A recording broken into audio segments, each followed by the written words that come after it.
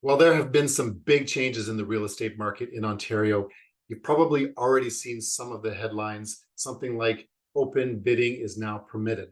Well, I'm here to tell you that is absolutely true. That is one of the major changes that they have made. Now, it's not exactly open bidding system. The seller has the choice to do that. They have to initial what exactly they want to disclose, whether that's price or conditions and things like that. And the buyer also has a choice as well. I won't get into the nitty gritty with those things, but it is true that it is an option for sellers to disclose the contents of offers. Now, I'm going to give you my opinion on that. You can skip over this section if you don't want my opinion.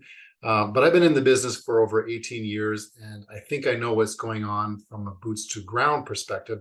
And I really hate it when bureaucrats get involved and try and make changes to something and try and make prices go down. So, or not down, but so that bidding wars don't get out of control.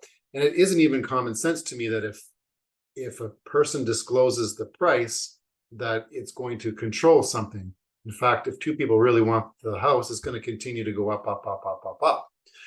What really happens in the market is not anything to do with knowing what the other offers are. It's simply knowing how many offers there are.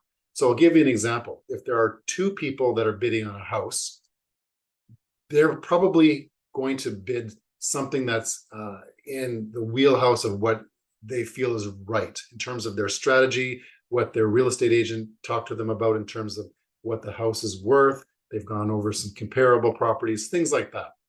Now, if there's 45 offers, all that information tends to go out the window and somebody just comes along and says, 200,000 more than asking because there's 45 bids. It's human nature to do that when there are a lot of people involved in a process, that somebody gets excited and they blindly bid very high. So I disagree with that.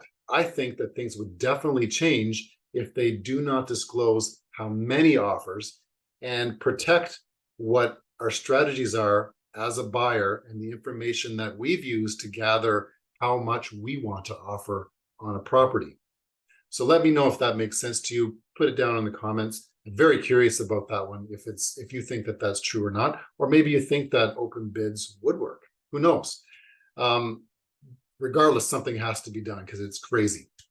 Now, the second change that was made amongst many changes, but the top two were the open bids, and the second one is this one, which involves customer service. So you may not have known this, but customer service was a third option for you as a buyer, where you, and the seller, I guess, in some circumstances, where you are not wanting us to represent you, but you still want us to do the paperwork and things like that.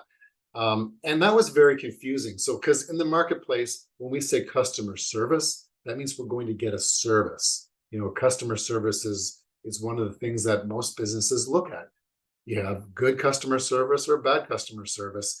And in this case, it actually meant you don't really get full service. So very, very confusing. I do agree that that needed to be cut out, and it's cut out 100%. So there's only two options now. You either working with us as a realtor or you're working for yourself. Okay.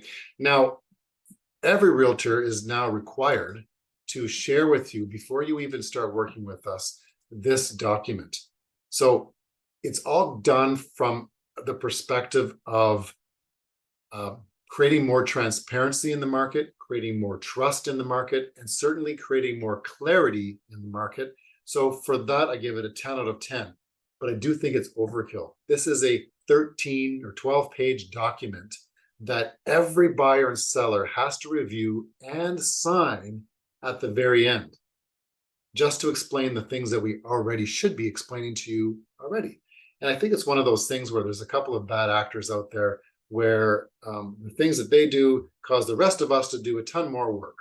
And by the way, this isn't just all of it. This is just the highlights.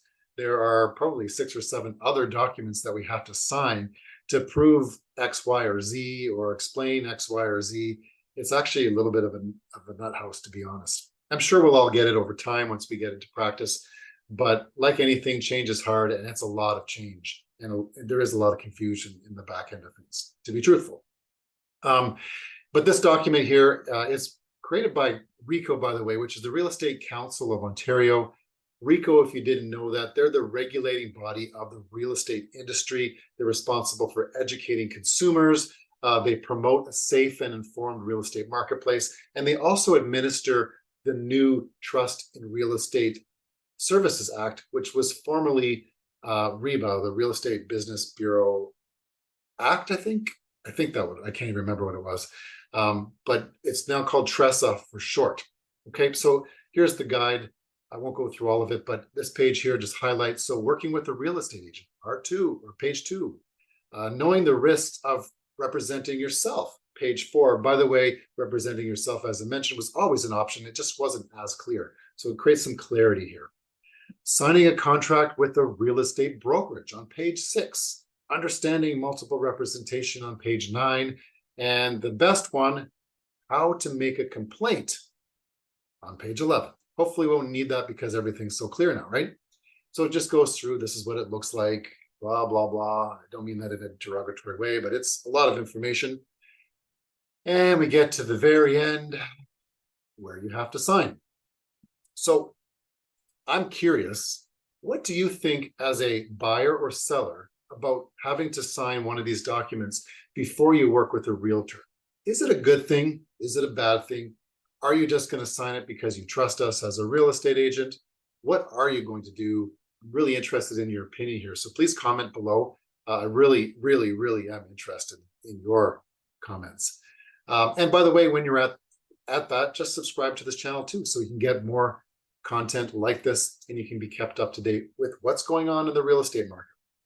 Anyways, thanks for your time. I wanted to put that out to you while it's fresh in everybody's mind. Hope you have a great weekend. Talk to you soon.